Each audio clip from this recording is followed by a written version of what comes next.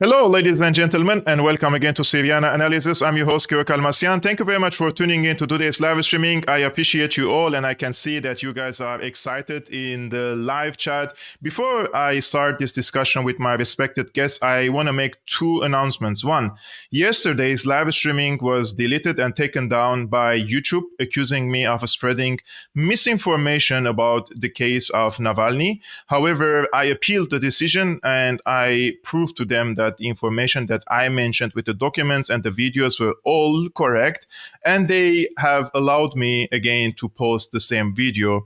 Today, with very limited, it seems, reach, they suppressed the video and the reach of that video. The second announcement is, in Syria, in the city of Raqqa, guys, there was a family, a Christian family, between quotations, of course. This family were expelled from the city of Raqqa in 2015. Their home was taken over by ISIS, and they were kicked out of the city, and they were forced to leave to Aleppo. And these families let's say, business is completely tarnished and completely destroyed, and they're not able to generate any income for the family. And I myself, I organized a crowdfunding to manage a taxi car, cost only $2,000 for this family. The link of the crowdfunding is in the description below. If you trust me, I can assure you that I will, when I secure this $2,000, I will arrange a modest taxi car for the father of this family, and he will, of course, generate some income for his family and for his kids. He has 2 kids and a wife, and their financial situation is very, very dire. If you donate only $1 or $2, rest assured that in a few days we will make it, and I will make sure that this family have a better future. Now, I'm joined today with Steve Sweeney and Joti Brar to discuss the future of global politics. And Joti is the vice chair of the Communist Party of Great Britain, and Steve Sweeney is a journalist and war correspondent. Guys, their Telegram accounts are in the description below. It's a pleasure and an honor to have you both on my channel, Syriana Analysis. I would like you to share your valuable insight about many of the hot topics that we discussed today on the online community, and I think the audience of Syriana Analysis would appreciate it. So thank you so much. No worries. Joti and Steve, given that both of you were outside the High Court and gave speeches in defense of Julian Assange, do you think the judges will finally set Julian free, given the accusations against one of the judges that he was previously paid to represent the interests of the MI6 and the British Ministry of Defense, whose activities WikiLeaks has exposed? I would like to start with Joti. Thanks, Kevork. Well, you've highlighted something really important, haven't you? Which is through this process, along with a bunch of other processes, which I think really began back at the time of the invasion of Iraq, we have this deepening crisis of legitimacy, whereby more and more the workings of the state, the establishment, are being laid bare for us. And we find out that what we were taught to believe in and revere as a kind of almost godlike system of, heaven brought laws and rules that mean that your life will run properly. If you abide by these rules, life will work, society will function. We've been taught to revere these rules to keep us in order, but our rulers do not respect them at all. They will trample on any rule that gets in the way of what it is they want to do. So we see, when we look at the proceedings against Julian Assange, it's a sham. It's a travesty of a proceeding where they've turned everything upside down. You've got this upside down situation where it's essentially, you see that guilty conspirators are presiding at the bench, and the righteous accuser is in the dock. You're not even able to make it to the dock. Why? Because they've weaponized the prison system to actually, physically destroy the man, day by day. And it's a punishment beating. It's a retribution against him as an individual, but also it's a message to freedom-loving people all over the world. Wherever you are, if you stand in the way of our interests, we can come for you. Yes. And we've seen the absolute contempt the British ruling class has for its own rules. We've also seen the way they identify their interests with the interests of the US empire, US imperialism.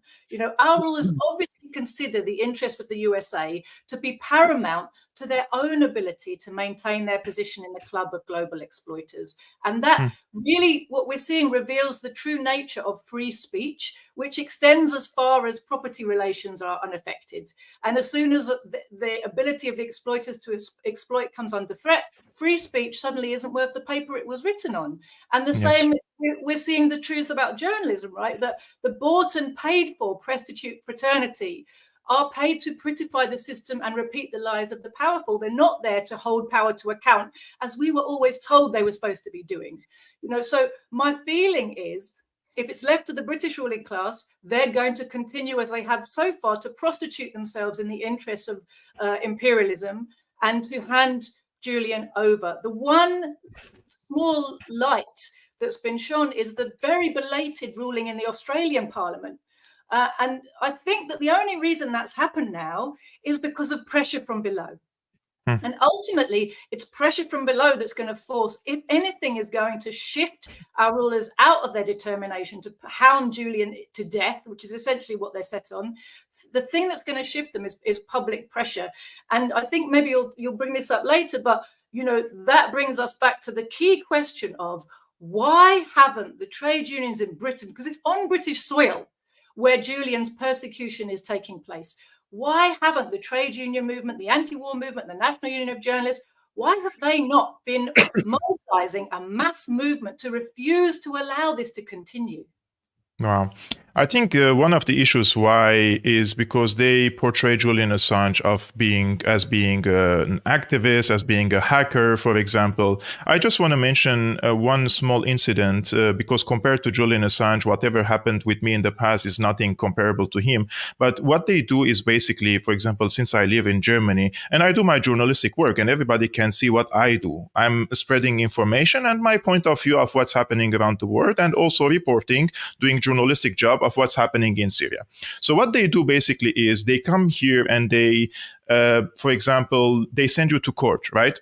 But you're deprived of your right as a journalist to have a freedom to express your opinion if they deprive you or strip you from the label of journalist. So once you go to court or you are going to defend yourself and they're arguing whether the opposite side or the judges say, but we don't consider you a journalist. We consider you an activist. We consider you, for example, having ties to governments here and there. So this is, I think, the recipe how they try to strip any person of his journalistic protection and his right to have freedom of whether it's expression or publication. And in this case, this is not only exclusive to the people in power and in authority, but also the people who are supposed to watch the authorities, right? And those are the journalists. And this is an article published only recently on the 21st of February. And this is an automatic translation from German.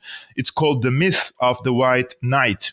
And if we see what the German author or the journalist argues here, he says Assange was subjected to angry curses and fantasies of killing, especially from conservative circles. This is not 100% true because even Hillary Clinton was fantasizing of joining him, but he's trying to make this as if it's only from the right-wing side. And he says at the core of the criminal law, however, there is no indication that judiciary cannot ultimately come to a clean verdict. And here he says, please note, Assange is not charged with disseminating secret documents, but with inciting and aiding and abetting data theft. This is also an important difference because Assange always describes himself as a journalist and sees the judicial proceedings as an attack on press freedom. In fact, Assange is least of all journalists and more of a hacker and activist. Steve, so according to this German author, there is no indication of a future unfair trial for Assange, despite him agreeing that there are some fantasies in Washington, D.C. of killing and murdering Julian Assange. And secondly, he says Julian Assange is not a journalist, but a hacker and an activist. Yourself, a journalist, when you read other journalists are smearing and attacking someone like Julian Assange, how does it make you feel and how do you respond to these allegations? Well, I mean, just to start, I think that the reason that they don't deem Julian as a journalist and they don't view him as a journalist is because he's not part of their club. And I think that's something that's very, very important because, that club is very narrow now. And even over the past 10 years, I think that the kind of the window of what's acceptable to say and to not to say that kind of window or has become very, very narrow now, and you can see it now in how the Ukraine conflict is reported. You can see it in how the genocide of the Palestinians in Gaza is being reported, and even I think over the last 10, 15, 20 years, it's become more problematic when you're seeing journalists like John Pilger, for example, who was an incredible award-winning journalist, a very good friend of Julian Assange, a campaigner for his freedom. But he also got pushed out to the margins along with other journalists like Robert Fisk. These are serious journalists, people that were carrying out very good quality investigative work. There were people that would go sort of report from the ground. But the whole notion of press freedom itself is I think a kind of an abstract freedom in a way, because we all have the right of freedom of speech. Allegedly, we all have the right to press freedom, but we can't all exercise it in the same way. I have the same right to freedom of speech as somebody like Rupert Murdoch, but the difference is I'm not a billionaire and I don't own the pretty much the entire global news network, so I can't set that agenda. But I think there was a big battle to get Julian recognized as a journalist, and it's not just from other journalists. It was also from my trade union, the National Union of Journalists, which, to their shame, were nowhere to be seen over the 2 days of the court hearing. Now, this is the biggest civil liberties case, I think, in modern history, and my union should have been mobilizing en masse its entire membership across the board. There were journalists there, of course, but they were there as journalists. They were reporting on the trial. They weren't there as supporters of Julian. They weren't there to defend that notion of free speech or free press or whatever it is that they think that this case is about. They were nowhere to be seen. And it's not just the National Union of Journalists, it's across the board. There's I would say an entire conspiracy that colludes with the state. You look at the press freedom organizations. I call it the press freedom business or the press freedom racket. And you can look at these organizations. Reporters Without Borders were there for the trial. They gave one of their representatives gave a speech at the official rally. But of course, it took them a long time to actually agree that Julian was a journalist. This is an organization that is bankrolled by a rogues gallery of the worst people across the globe. The National Endowment for Democracy, the Ford Foundation, all of these kind of organizations. And Reporters Without Borders were one of the organizations that was that led a campaign lobbying for Russian media to be censored across Europe. So which is quite bizarre for a press freedom group. So the thing is, when you step out of line and when you're not part of that club, then either things happen like with Julian. Obviously, now he was incredibly effective. That's he lifted the mask on the war crimes of the rich and the powerful across the world, mainly the United States and Britain, but of course others as well. So it was because he was effective and because he became a threat to the state that they have to keep him behind bars. One as to deter him and to stop him from carrying on what he was doing, but also as a threat to others. Now, I myself, again, we've had experiences as a journalist that doesn't really follow the narrative of the mainstream media, reporting on the ground from various countries across the world. And I can give you a couple of examples. For example, you'll remember maybe when I was heading to Nicaragua to cover the elections there. These were elections that the United States had already said that they weren't going to recognize. That the United States had already said we're going to impose sanctions on Nicaragua. And of course, we don't need to go into the history between the United States and Nicaragua, of course, but they'd recently been labeled part of the troika of tyranny, with Cuba and Venezuela. And I went to report on the elections there, and I was detained. I was held in prison at the behest of the United States, we believe. Now, the press freedom organizations contacted me almost instantly because they'd heard about my plight. And every single one of them, once they realized that it wasn't Nicaragua that had stopped me going to report on the elections. I was the only British journalist, by the way, for a national newspaper that was going in to report on the elections. There was no other media organization going in there. So, of course, once they realized that, they dropped me like a sack of the proverbial. So wow. They weren't interested. So they're part of that framework of that's conspiring against Julian. It's a kind of a racket across the board, really. And if you of course look at the workings of the world of journalism, the murky world of journalism, nearly all of them have trod the same path. They've all gone to Oxford or Cambridge University.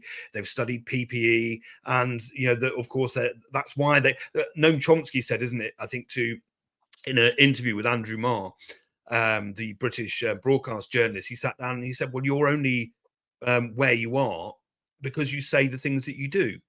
And he's absolutely right. But I think journalism really has deteriorated quite rapidly. And of course, if you dare to report on Ukraine, and I've reported from the ground, and I tell a very different story from the one that's in the majority of the Western press, because I see with my own eyes what happens there. Then you end up, for example, I ended up coming back to Britain, and my bank account was closed down because of my political views. And this is a bank account I've held for 34 years. I then get placed on a kill list by the Mirotvorets kill list, which is hosted in Langley, Virginia, in the United States, which coincidentally happens to be the home of the CIA. And of course, I've been placed on that kill list, and it's a very real threat, actually, because people on that list have, in fact, been killed by the Ukrainian forces. Again, nothing from my government to express their outrage on that. And of course, I was shot at in Ukraine just a few weeks ago because from reporting on the ground. So it's very difficult to be a journalist that's outside of that mainstream narrative, and to do anything that challenges that. You're either a crank, you're put in prison, or you're threatened with being killed. So it's a very difficult world at the moment, I think. Actually, this is something that very important when you mentioned about closing your bank account, for example. And this is something I argued since I came to Germany. And there are a few things that I have never spoken about, but I applied for scholarships, for example, here in Germany, and I wasn't accepted. And then when I checked the people who were accepted it's in media field, right? You see that they picked 5, for example, from Syria, and none of them have any journalistic background. They are engineers, they are from chemistry and other faculties, but they got a scholarship in media, international media studies, because of their political opinion, right? You have to have the correct political opinion. And if you want to apply for a job in Germany, do you think there is any newspaper or TV channel would hire me? Zero, right? And after that, they come even after you, and they want to try to close your bank account. They want to close your YouTube channel. They want to just cut you from all your finances. So this is the smarter authoritarian way that they adopted here in this part of the world, compared to the less smart way, for example, in other countries where they just throw someone, a dissident, in jail. Here they cut him from his finances. They put him in economic jail, right? If you can't feed your family, what do? You have to submit, or you have to leave the country at the end, right? And this is becoming also more global. For example, on the United States level, and here I want to speak with Joti, many people say the US has lost the remaining credibility. Especially with the persecution of Julian Assange, given the claim that Washington champions freedom of expression, freedom of press worldwide, not only in the United States, but they want to come to my country and they want to teach me what freedom is, right? And on top of that, we have now a situation where the United States is complicit with the Israeli onslaught on Gaza directly. The people are asking this question: is policy shift within the U.S. possible, or there has to be a structural destruction of the policy making circles in the United States for us to have an opportunity to see the United States acting as a sane country, as a normal country? Yes, the second one. Fundamentally, you're right. There is a crisis of legitimacy, and the crisis of legitimacy has gone alongside with the drive to war by the USA. Let's not forget that the real beginnings of people's awakening and the deepening of their cynicism started with Iraq, really, truly. The way that we were pushed into the war in Iraq on a whole load of lies, which turned out to be lies, and WikiLeaks was part of the process of revealing that they were lies. And not only did it turn out that the things we were told were lies, but we got evidence that our leaders knew they were lying to us from the beginning. Now, we have to go back 20 years and remember how people tended to think then. I was a communist then, or I already knew they were lying. But most people around me believed that the people in power, when they said things, they believed them. And they believed that the people in power were acting for the best, had the best of intentions, were just doing their best in difficult situations, were genuinely trying to do the things they said they were trying to do. And Iraq was the beginning of people learning that that wasn't true, learning that their views didn't count.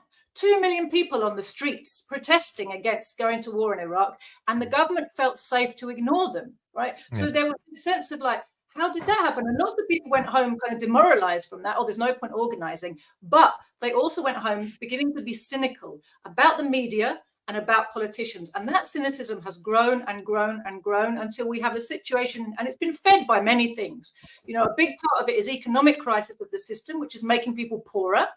It's the increasing gap between their real life experience and what the people in charge tell them. They tell them they've never had it so good and they live in the best country and they're free. And they're living in a situation where they see their life getting worse all the time, year on year, decade on decade. So there's a jarring disconnect between what the people in power say about their freedom and their liberty and what they're experiencing.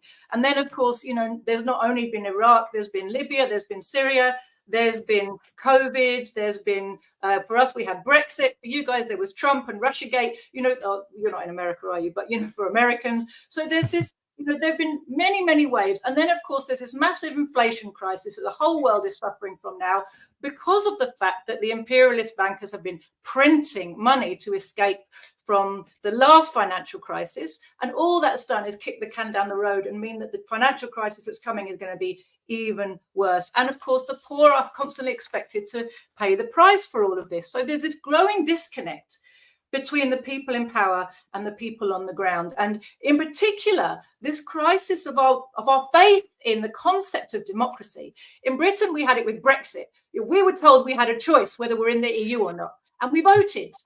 And then we had a 3.5-year parliamentary sit-in while our rulers went, how the hell do we not do Brexit? Or how do we do a Brexit that isn't really Brexit, but sort of looks like it might be to fool people? And essentially wouldn't do anything apart from argue about how not to do Brexit in Parliament. It's that for 3.5 years after they told us that we had a democratic right to make this decision and gave it to us, then they were like, no, wrong answer. And for a week after that we gave the wrong answer, all anyone could talk about was whether it was right for poor, uneducated people to be allowed to vote. You know, they were so upset that we voted the wrong way. You know, so there's this total crisis of legitimacy. But what's underpinning all of that is the fact that people are discovering truths about the system, right? It's not that, the system used to work and now it doesn't, but the system is in crisis, in decline. It's unable to deliver the bribe to working people that stop them from noticing what was wrong with the system. Now it's becoming more and more evident to more and more people that the system doesn't deliver for them. And the thing is, it never will, Kevork. There isn't an answer. There isn't a way to make democracy work again. Democracy and capitalism was always only democracy for the rich. Yeah. We put up with it when our lives were all right. But as we start to realize that this system offers nothing to us except for a descent into poverty and a drive into war, and that there's no way out of that within capitalism, then I think people have to start to realize that if we want sanity, we need to get out of capitalism. Mm-hmm. Actually, you mentioned brilliant examples from the past, and in the near history, for example, many of the communists were already they were doubtful of the narratives from the United States. I myself, I'm not a communist. I didn't grow up in a communist family, but I can smell a BS when I see it. It's too easy nowadays to detect it in the mainstream press and the legacy media, especially when you turn on your TV and you see these talking heads. They are insulting my intelligence. When I watch it, I feel like somebody is humiliating me. You know, I have to change it very quickly. I only watch football nowadays on TV. Otherwise, I feel like they're trying to occupy my private intellectual space here and tell me how I should feel and think. This is no more journalism when you guide people to how they should act and how their decisions should be made. This is social engineering. This is propaganda. So, but despite that, they have all the freedom to say what they want to say, right? I don't want them to close their media outlets. I just want them to give me my freedom to say the other side of the story and leave the audience to judge, because I'm a person who believe in when you utter the truth The truth has energy, it has power. And when you speak the truth, the person in front of you can feel that you are truthful with them. So if this one person is turning on the TV and watching these talking heads, and then coming to one of the, for example, brilliant journalists on Rumble or on YouTube and watching an analysis of what's happening around the world, they will know the difference right away because people are intelligent. That's why the independent journalists, in my opinion, pose a threat to the narrative. And the social media social media is now a double-edged sword. It can be used by the establishment against the people, but we can also use it against them. So that's why we have now what they call, you are free to say what you want to say, but you're not free to have the reach. This is what Elon Musk says. You have a freedom of expression, but not a freedom of reach. So they can suppress your channel, you can suppress your account, you're free, you can say, but 100 people can see out of 100,000 people following you. This is a rigged game. How can I compete in such a system? As you said, the system is rigged. Steve, China is jumping the wagon. And to be honest, I followed the Chinese foreign policy, and I know that they strike the strategic deal, also partnership with Palestine or the Palestinian Authority. But now the Chinese representative or the China's foreign ministry's legal advisor, and I'm going to read what he said here. It was very astonishing because I think what he said is not only one step, but 2-3 steps ahead of the Russian position here. This is Ma Jinmin, China's foreign ministry's legal advisor, speaking on behalf of China, saying at the ICJ today, this was yesterday, that Israel is a colonizer and that the Palestinians have a right to resistance under international law, including armed struggle, which he, quote, in this context is distinguished from acts of terrorism. I just want to play what he said here and we come back. The UNGA resolution 3070 of 1973, I quote, reaffirms the legitimacy of the people's struggle for liberation from colonial and foreign domination and alien subjugation by all available means, including armed struggle, end of quote. This recognition is also reflected in international convention. For example, the Arab Convention for Suppressing of Terrorism of 1998 affirms, I quote, the right of peoples to combat foreign occupation, aggression by whatever means, including armed struggle, in order to liberate their territories and secure the right to self-determination and independence, end of quote.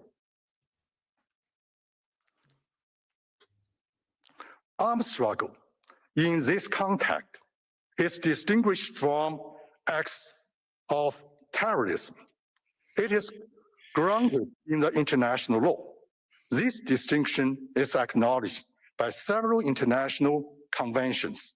For example, Article 3 of the OAU Convention on the Prevention and Combating the Terrorism of 1999 provides that, I quote, the struggle waged by peoples in accordance with the principle of international law for their liberation of self-determination, including armed struggle, against colonialism, occupation, aggression, and domination by foreign forces, shall not be considered as terrorist acts. Steve, every other nation, every other legal expert in any foreign ministry knows this, right? But they have chosen not to say it in the ICJ. China chose to be on the forefront, I would argue, to give a legitimacy to the armed struggle of the Palestinians against the Israeli side. People want to know, what does it take for China to replace the U.S. destructive role, for example, in West Asia? And can China bring an end to the bloodshed in Palestine? Or is it too early to discuss about China's increasing role in the region? No, I think that China is playing a very important role in global politics right now, and not just in Gaza, but also it's China that's been putting forward the peace proposal to end the conflict in Ukraine. So you can see a very sharp difference in the role of China in the world and the role of the United States in the world. I think this speech was incredibly powerful, and he's taking it right into the heart of the imperialist machine, and he's quoting back to them their own legislation and their own treaties to the right of the Palestinians to resist an occupying force. Now, even Israel's status as an occupying force, I believe that's even enshrined within law, or certainly it's a status that the majority of the international community agrees upon. Now, I just wanted to come back really to roll it back a little bit, because now at the beginning of, or I say at the beginning, since October the 7th, we've had politician after politician, Western leader after Western leader, stating on national television or in their national parliaments that Israel has a right to defend itself. Now, Israel does not have a right to defend itself. Israel is an occupying force, and an occupying force does not have the right to defend itself, but it does have the right to be subjected to resistance, which it is doing so now. So, I mean, the whole of the international community is complicit in the genocide of the Palestinians. I say the international community, I mean the United States, Britain, and the usual suspects. But you look at Britain, and Britain, since the 137 days, I believe it is now, since October the 7th, Britain has licensed or given 27 arms licenses over that period to Israel. So Britain is complicit with that genocide. But of course, I think now this year is going to be quite a pivotal and interesting year in terms of this global shift. And a lot of people are, will argue that the conflict in Ukraine, for example, isn't necessarily about Ukraine. There's a whole host of things that it is actually about. One is weakening Russia, to drag out the conflict for as long as possible. It's obviously failed to do that quite dramatically. But obviously behind Russia is China. And China is really what the United States and global imperialism sees as its major threat, not Russia, but China. The other thing that they've been trying to do also is weakening the German economy, and I think that's something that has been very, very obvious. And the reasons for doing that, because Germany is the beating heart of the European Union and the economic powerhouse, or it was the economic powerhouse of the European Union. But if it can weaken the German economy, because obviously Germany had reasonable relationships with Putin under Angela Merkel. I mean, I'm not a fan of Angela Merkel, but she was a pragmatic politician. But they can then shift the European Union back into a more Atlanticist, pro-US US orbit.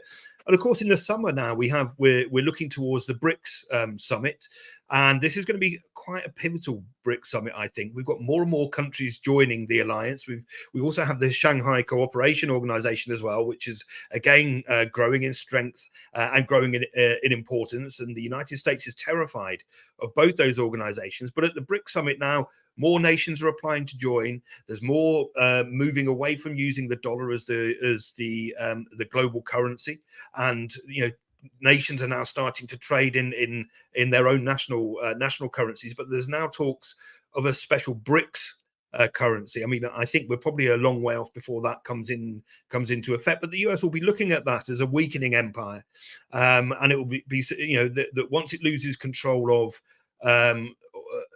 the dollar suddenly is weakened, and it's not necessarily the global currency. It loses its ability to dominate financial markets. China is emerging. It's got the Belt and Road Initiative, and Xi Jinping's modernization program. I think that is something that the United States will see as a great threat. But I can't remember which country it was now, but there was some saying, when China comes, it was one of the African nations said that, I think it might be Kenya. Zimbabwe. Kenya or Zimbabwe. Yeah. I think Zimbabwe. Yeah, and when China comes, they build hospitals, and when the United States comes, bombs. So I I think there's a very clear distinction between the two, and I think now China is having some sway. Can it resolve the situation in Palestine?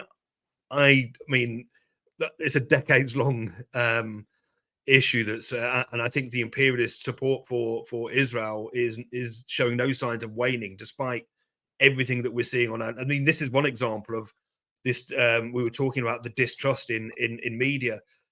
Now you're having every news organization in the West is very blatantly pro-Israel, and to the point, that but people are seeing through that because they can see what's happening in Gaza. They can see, what is very clearly a genocide. So there is the ability to cut through that, but I think time will tell on that. I mean, I don't know.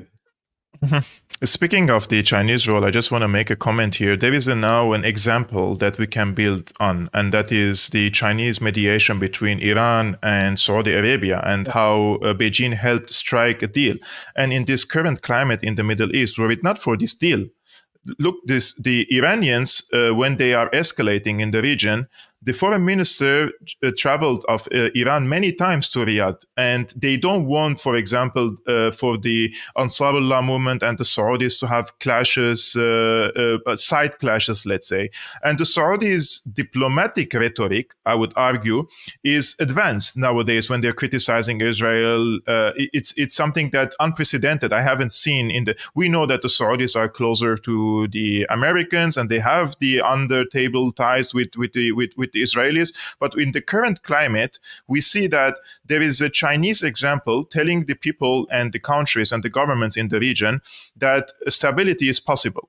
And what China is doing, basically, they are telling the people and the governments that my model is that I make profits and I make gains politically and economically when you are stable in the region, unlike the United States, which economy is based on when there is war, I make profits, right? So they're presenting a different model to these governments, and these governments, when they see that there is a shift in the balance of power, and not still like it's happening slowly but surely, but they have now options. They have alternatives that they can pursue in China, in Moscow, for example. And despite all the pressures on Saudi Arabia and the UAE to sanction Russia and to cut relations with Russia, etc., they didn't listen, because they know, the Saudis and the Emiratis, that the United States is not in its peak strength like it was the case in 2003 or even in 2011. I mean, only 10 years ago, the Saudis, the Emiratis, all these Arabic countries, they were in the same military operation room fighting shoulder to shoulder against Syria. And now they are separating, and even the oil exchange between Saudi Arabia and China is going to be in yuan. So those are big changes happening in the region, right? And at the same time, we see big changes happening in Israel. And I truly believe, this is my true conviction, that what Israel is doing is shooting itself in the leg. And the damage that Israel has inflicted upon itself is irreparable. You cannot repair the reputation of Israel ever again, not in our generation and not in the upcoming generation. And now we have a minister of social equity and women's advancement. I'm going to show you what she said about the Gaza Strip, because this was beyond anything that I've seen recently, especially that it's coming from the Minister of Social Equity and Women Advancement. Her name is May Golan, and she's from the Likud party. And during a Knesset hearing about the motion to expel MK Ofer Kasif, she says, quote, "I am personally proud of the ruins of Gaza, and that every baby, even 80 years from now, will tell their grandchildren what the Jews did." I mean, Joti, it's what's wrong with the Israeli officials? Aren't they aware that every statement they make can incriminate their country at the ICJ, or do they not care and they feel like they're above international law? What you said, they don't care. They feel like they're above international law. They feel like it because they have been. These crimes are not new. They've been committing the same crimes for 75 years or even 100 years and getting away with it because they had the protection first of the British Empire, then of the US Empire. And that protection means that the one institution internationally that actually has teeth which is the Security Council. It's not the ICJ, it's not the General Assembly, it's the Security Council. It's the only bit of the UN system that has the ability to implement anything and do something on the ground. And guess what? That's under the control of the USA. And the Israelis know it. And every single time there's been any attempt to hold them to any kind of account, the USA has blocked it and given them permission to carry on. And they have that blessing because they perform a vital function for US imperialism, for British imperialism. They are the armed outpost of Anglo-American imperialism, protecting the interests of the oil monopolies first and foremost. The control of Middle Eastern oil is what Israel is for. And Zionism is the useful tool to persuade a bunch of Europeans to come and settle in the Middle East and be this armed outpost, right? So you fill the people's head with this ideology, which is racist and supremacist. You give them an ethno-state, which is intrinsically racist and supremacist and apartheid. And then you arm them to the teeth. You give them a subsidized life so they feel themselves superior to all the people amongst whom they've been planted. And you give them, you say, clear the land, do what you want, follow, God told you to do all these things, and follow your hearts because we're right behind you, and anything it takes, we'll back you, right? And that's all you have to do. And in that, our arms money will keep flowing, our oil money will keep flowing, and everything will be fine. And we will always back you up. So 75 years or even 100 years of having that type of backing has produced not only, they've got Zionism, which is a horrific, supremacist, racist ideology, combined with this impunity. And over the years, and particularly, I think, because the resistance has been there and not gone away, the Palestinians have refused to leave, the Arab peoples in their neighboring countries have developed strong resistance movements as a result of the US domination and Israeli aggression against them, because fundamentally, Israel is a project not aimed at the Palestinian people, it's aimed at the entire Middle East. And eventually, over time, all the peoples of the Middle East come to realize that. The Arab masses understand that behind Israel stands the USA. And it's not an accident. It's not because Israel is somehow weirdly powerful. It's because Israel does an important job for imperialism. And so these people become increasingly arrogant, because they've got away with it. In the old days, they used to hide their crimes behind lying weasel words. And then they did the crimes and they talked to each other in private, the same way they now are talking in public on social media.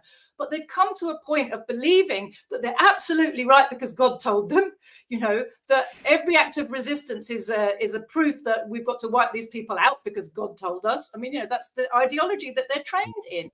And that it must be true because, look, we do get away with it. We must be God's chosen people because no one can touch us.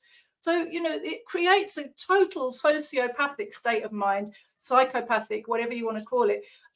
It's a kind of collective insanity, isn't it? And the only way to save the Israelis from themselves is the dismantlement of Israel. And if this is the scenario that may happen in the future, there has to be a formula where the Jewish people, the Muslim people, and the Christians, and all the atheists and everyone can live together, like under one constitution, or there has to be a de-radicalization of this spot from every radical ideologies. And I'm truly for the proponent of if there is a possibility now for a two-state solution, which I don't think it's a possibility, but if there is a political possibility for two-state solution as a pre-phase to head toward a one-state solution where everyone can live in this one geography, that would be the ideal solution. This is in my humble opinion, although this is what anti-Semitism is nowadays. If you say everybody can live together, it's like you're an anti-Semite. And yesterday, actually, in Berlin schools, the police sent letters to the schools that if any student says during any session that Israel is committing genocide, then the school can call the police and these children can be questioned. So we're heading into really dystopian times. where even when I am discussing now with you online, I have to be careful what I say, because they can just interpret whatever you say and they can fine you. They can probably send you to jail. I don't know. And I have a really bad experience with such things. But we have in these crimes that we were speaking about, for example, Julian Assange has shown us what was happening behind in the dark rooms, right, behind the curtains, and the true motives of these politicians. On the other hand, we have people who believe in, for example, a character like Navalny in Russia, and they believed this was an article published in Spiegel 2 days ago. The title goes that Navalny will be the messiah of New Russia.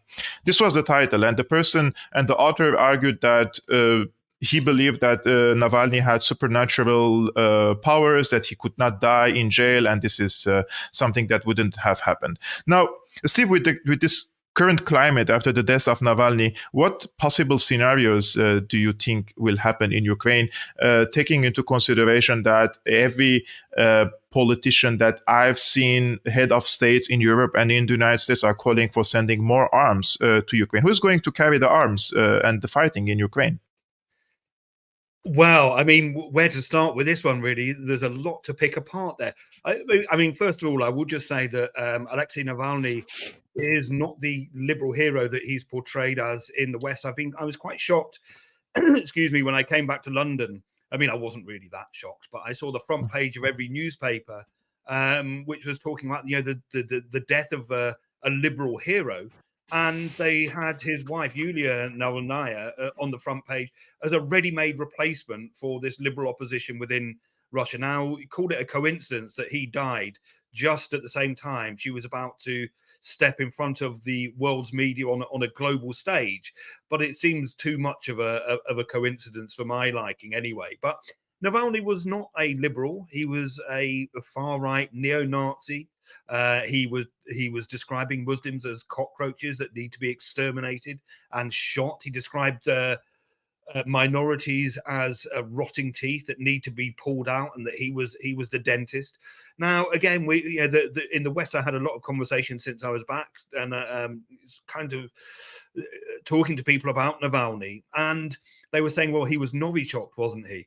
And I said, well, where's the evidence for that? Because, you know, he was supposedly poisoned and then flown on a plane to Berlin, where he was treated in hospital for 3 or 4 months, I believe, before coming back to Russia. Now, if you're Novichok is a very powerful nerve agent. And if you're subjected to Novichok, you're likely to die or be very, very, very unwell. And also, all of the people that you come into contact with are also likely to be incredibly unwell. And he got on a flight from Moscow to Berlin, and miraculously, none of those people that on the flight were unwell. Miraculously, Berlin, despite being requested numerous times by the Russian authorities, have never produced the documents to say that Navalny had suffered from Novichok poisoning.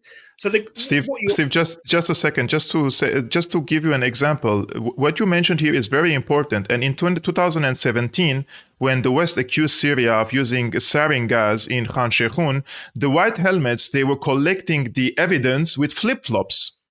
Yeah, sarin gas, right? Exactly. And it's a similar case.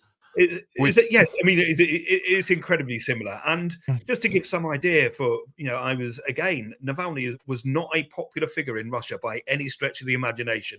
And I mean, even the polls suggest that. And these are Western polls showing that he had less than 2% support among the Russian people. That's one thing that I will say actually unites the people of Russia, is their rejection of Navalny. Now, of course, they're now talking about, I think Joseph Borrell was talking about the Navalny human rights sanctions, which, you know, I think I said at the time, if satire wasn't already dead, I mean, it sure is now.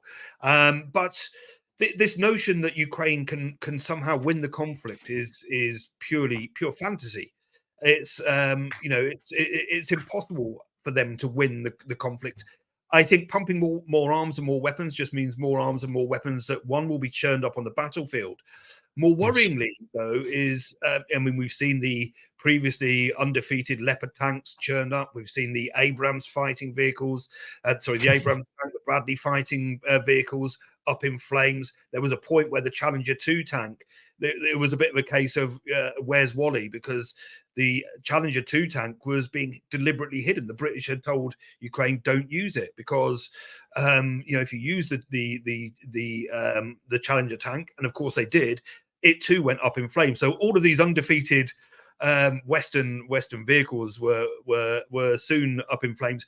The thing that I can tell you, because I've seen it, I'm on the ground in Donetsk, and what's happening with these weapons is they're not being used to fight Russian soldiers or the Russian armed forces. Some of them may be, but not very effectively. On the whole, they're ending up in babushkas' living rooms, or as I saw in a marketplace, 27 people massacred, babushkas cut in half, men and women by the side of the road selling fresh fruit and vegetables, killed. And these are the poorest of the poor people, and that is a war waged on them by NATO and and by the West. So these weapons aren't. I mean, and again, I saw an AGM. I have to say this: an AGM-88 HARM missile. These are missiles that are generally used to take out air defense systems. Now, I arrived on the scene again. It had destroyed an old woman's house in a very poor part of Donetsk, very close to the river. And I saw the remnants of the missile, and they have a production date and a warranty date. So, in other words, an expiration date. Now, the expiration date on this US supplied weapon was the 31st of March, 1991. So this was a 32-year-old missile, and they can't really be adapted. And there's issues, obviously, with fuel and whatever. So it was way past its sell-by date. So these are out-of-date missiles that are being rushed to the front line, because this is the other question is, okay, the West agrees to send arms to Ukraine. Where are these arms coming from? Because this is Putin said at the beginning of the SMO back in February 2022 that the aims of that were to denazify Ukraine and to demilitarize it. But he's gone beyond demilitarizing Ukraine. He's managed to demilitarize Europe, the United States, and NATO pretty much, because all of their stocks have entirely depleted. And now you're starting to see people making that link. Well, hang on a minute. How can Britain's offered a 10-year security deal package to Ukraine? I don't know how that's going to work or how they're going to do it. They certainly haven't got the resources to do it.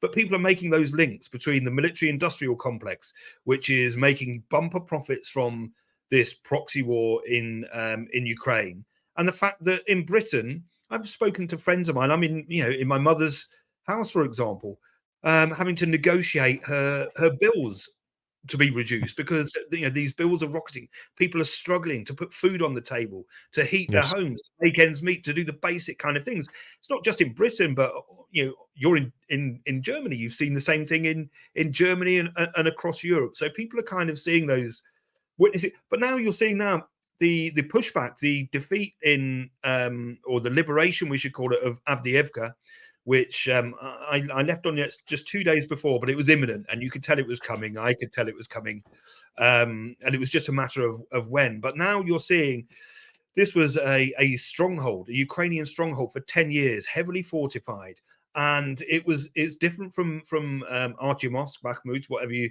want to call it. Artyomsk, I call it, and it's different from there because now you're seeing Russian advances in other areas, and the Ukrainian forces. I mean, Ukraine itself is in crisis. There's a conflict, crisis of leadership. We saw that with the dithering over, will he, won't he replace Zaluzhny, the head of the Ukrainian armed forces, and of course, he had to seek permission to sack him and replace him. So, I think that there's a very, very big difficulty. And they're facing very serious problems. Russia's advancing now, so I think that there's you're now starting to see, even in some of the Western press, some kind conceding that things aren't going very well for them. They're conceding that they might have to sign a peace deal with Russia actually maintaining control of the territories, in Donetsk and Lugansk and Crimea, these territories that they said that they were going to retake control of. So I think that it's very unrealistic. I think they have a very unrealistic view if they think that simply pumping more arms into Ukraine is going to provide them anything.